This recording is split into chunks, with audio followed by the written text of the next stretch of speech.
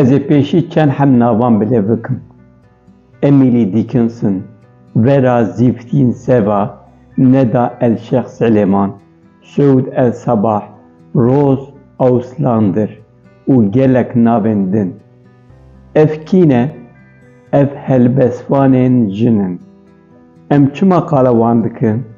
Ji ber ku anha helbestên wan bi Kurdî ne û di Lewergerê de ne. Helbest yek ji beşa herî zehmete ku bê wergerandin nav wêjeyê de. Gelek zehmet e, lê dema tê wergerandin jî temek xweşik dide wêjeyê.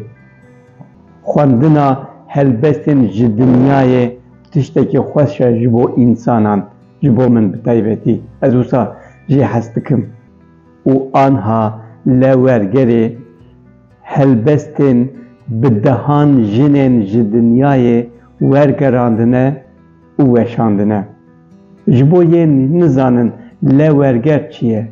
Lewerger navê kovarek e, kovarek li ser helbestê, li ser wergera helbestê ye. Lewerger bû 4 salan her 4 mehan careke derdkeve. Anha jî serê bêgulanê jî hejmara xwe ya nehan derxistiye ji bo kengê, ji bo gulan, pûşber, tîrmeh û gela wê jî. Lewerger ji helbestên dinyayê helbestan wergirine li vê carê tenê helbestvanên jin girtine dest û helbestên wan wergerandine. Bi vî awayî kovarekî gelekî cuda, taybet û xweşik derketî ortê. Ew çend navê ku min xwendin tenê hin ji wan navan in. Gelek bi dehan nav têde hene.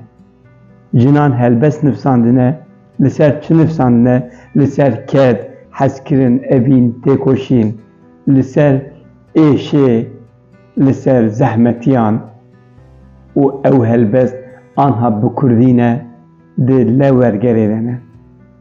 Her ku kovarên Kurdî yên çapkirîne, di nav zehmetiyê de ne, Lewerger jî bi îmkanên gelek piçûk jiyana xwe dewam dike.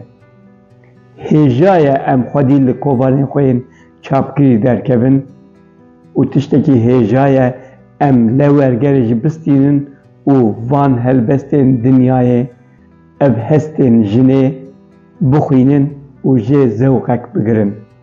Lewerger hejmara nehan di pêşberî wê ye.